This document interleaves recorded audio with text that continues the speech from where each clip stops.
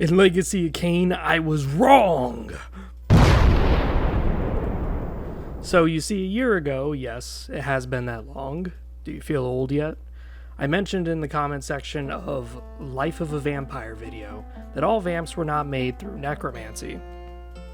I was completely wrong. I re-looked at the Soul Reaver 1 manual, and specifically under the Raziel bio page, it says how vampires are all made by corpses as the soul and body undergo a transformation process.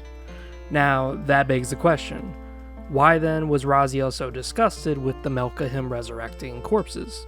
To which there are theories like maybe it is repulsive because the Melkahim were just blindly pulling bodies out. Maybe it's repulsive because of how reckless the process is when you take a super decayed corpse and bestow life into it. Either way, we are here to roleplay and answer one thing. What were the death rituals of the clans? A question I always ask myself though is why the fuck did they put that piece of information in the Raziel bio instead of the Empire bio? No fucking idea. But that was years ago. I can't affect the past. So, by death rituals I mean the process of turning a human into a vampire. Indeed, it would make sense that the vampire lieutenants wouldn't just randomly take human corpses. No, they are refined, sophisticated, and Kain's empire is based on merits, so only the best would have to do. This leads to the human vetting process, which I would refer you to that video, Life of a Vampire. How exactly do you get chosen can be roleplayed from there. Here we are talking about the rituals themselves. So to start off, I want to talk about my well-endowed boys, my BBCs, or should I say BTCs, Terrellums. They're defined as strong, large, and brutish. So when it comes to their death rituals, I would find it pretty awesome if they involved gang violence onto the aspirants. The human subject, being a tough thug, is told explicitly that if he survives 3 seconds of non-stop pummeling by 5 Terrellum, he would be killed and risen as a vampire. But if he dies sooner than that, then he's just left off as a corpse. We could also consider that Terrellum are industrialists. They did own most of the furnaces of the world. So maybe they recruit those who can withstand the blazing heat of scorching their skin while lifting up easily 400 pounds of cold steel. So to induct them into the clan, they simply have them jump into a deep, cold furnace. The fall would kill them on impact, but here the Terrellum would chant and imbue the dead human with vampirism, lifting him gracefully out of the bottom of the pit, welcoming him as they wipe off the black iron ashes from his back, accepting him as a reborn in the cold fires of the Terrell. So let's talk about the ever-dramatizing Raziel boys. These individuals' death ritual would probably mirror their personality. Raziel always falls to his knees in a dramatic revelation, and with that noticeable movement, that might actually be the clue of the death rituals he implemented in his clan. He demands these fledglings to conduct this exact pose. The idea here in of itself is dramatic, and calls onto that powerlessness that Raziel clings to when it comes to the divinity of Kain prior to his damnation in Soul Reaver 1. After all, Raziel does remark himself as a pious individual and took years of torment with the genocide of his people to break that image of Kain's deification. So with new humans who are recruited into the ranks of the Raziel, it would make sense for them to be well-read, passionate individuals who crave the higher facets of society. These humans would be taken in to be knighted, I say that in quotes, like a human knight. But the twist is, instead of them falling to their knee and being honored with a sword on their shoulders, they instead fall onto their sword, letting their own blood, their own life essence, spill out before their lord as their body becomes remade into the noble image of the Razielum. This could be a really symbolic way of life where they are giving it away in order to rise in society. Or it could be the downfall of the sinful only to rise as one of God's chosen. There can be whole ceremonies where the one who falls most gracefully becomes not only resurrected as a Razielum, but gains sponsors from nearby elders who admire someone so dedicated to the very tragedy of their fall. These are the things I hope to see in later Legacy of Kain video games brought up. How Raziel falling to his knees is actually a clan gesture from his clan that signifies falling onto death and rising up into something greater. Next, let's talk about another group of warriors. Ones who don't need to have such bulk physique to drive the point that they are, in fact, dangerous. The Dumahim. Dumahim in the video game Nosgoth are like the hunters from Left 4 Dead. The only reason this is mentioned is that the Dumahim we first see in Stole Reaver 1 are scattered around and successfully hunting the few damn near extinct humans that are remaining. With that in mind, the humans turned into Dumahim must be successful warriors with a great grasp on the arts of hunting.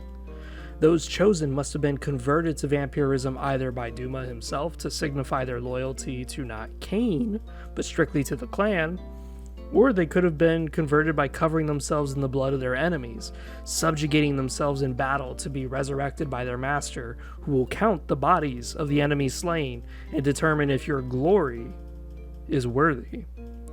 Something more interesting is that the Dumahim are noted for their weapon-wielding prowess. That alone could be its ritual, where they spar with a Dumahim using a weapon of their choice. Upon victory or defeat, they are then impaled and turned into a vampire after death. These rituals can be much like the martial arts showcases, where the man is twirling these almost impossible weapons to use. This impressing the elders and shocking them into sponsoring such a young fledgling, as he wows them with this mysterious technique and this unique mastery of such a weird art style. The area of Duma clan itself has the greatest forge the Empire ever had. As such, it could also be a death process where the human semi-incinerates himself, crafting the most beautiful, blood-soaked blade the clan has ever seen. And upon his death, take his semi-scorched corpse out of the forge and resurrect him, showing him that his new life, he would not be able to sustain such temperatures. Vampires are very vulnerable to it. But the new strength that he has from vampirism allows him to use his new beautiful weapon in extraordinary new ways.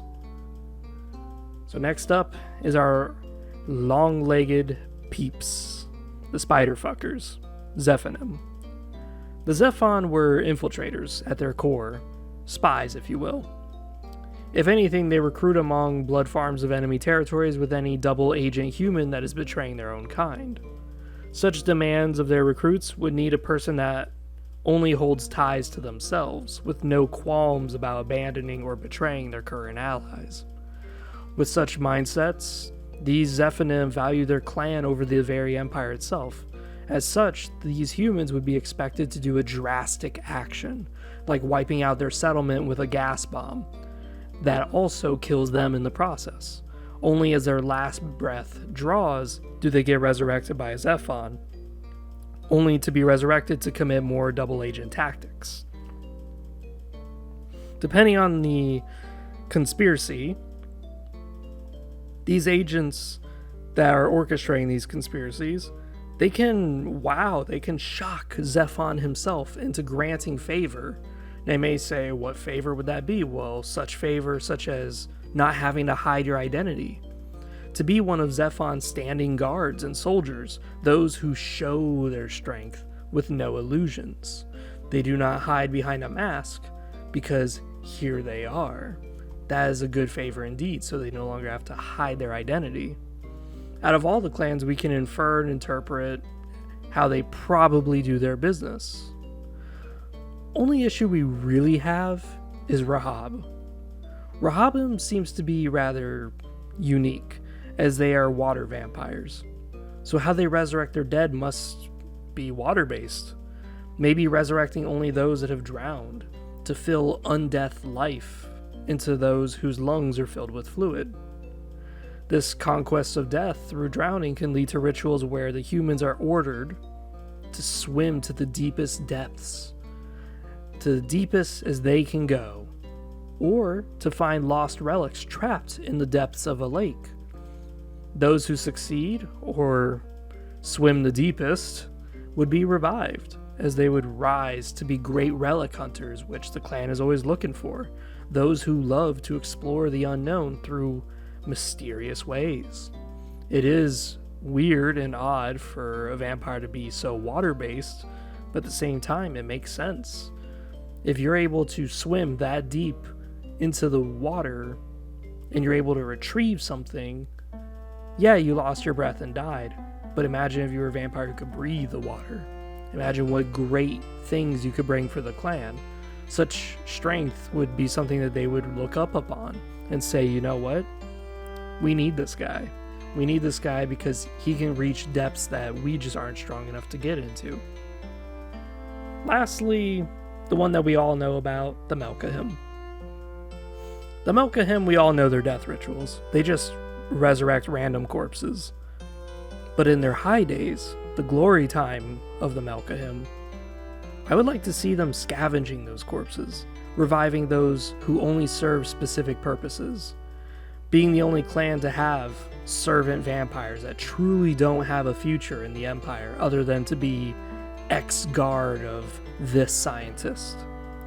Truly the only people Melchiah seemed to care about most were scientists and mages, as the grouping of smart individuals with a huge emphasis on necromancy could be the cure he needed to resurrect his clan, curing their affliction of body rot.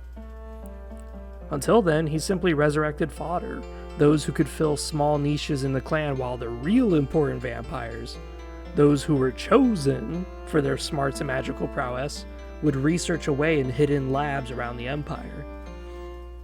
Now, the reason why I say this is because in the video game Nosgoth, they talk about napith.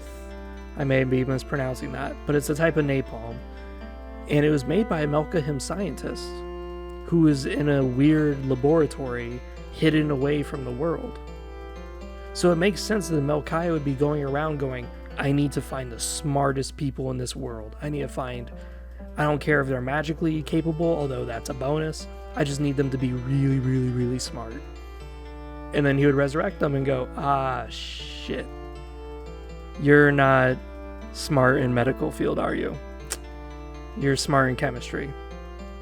Well, you can still probably bring glory to the Melkahim, but you're not really my priority.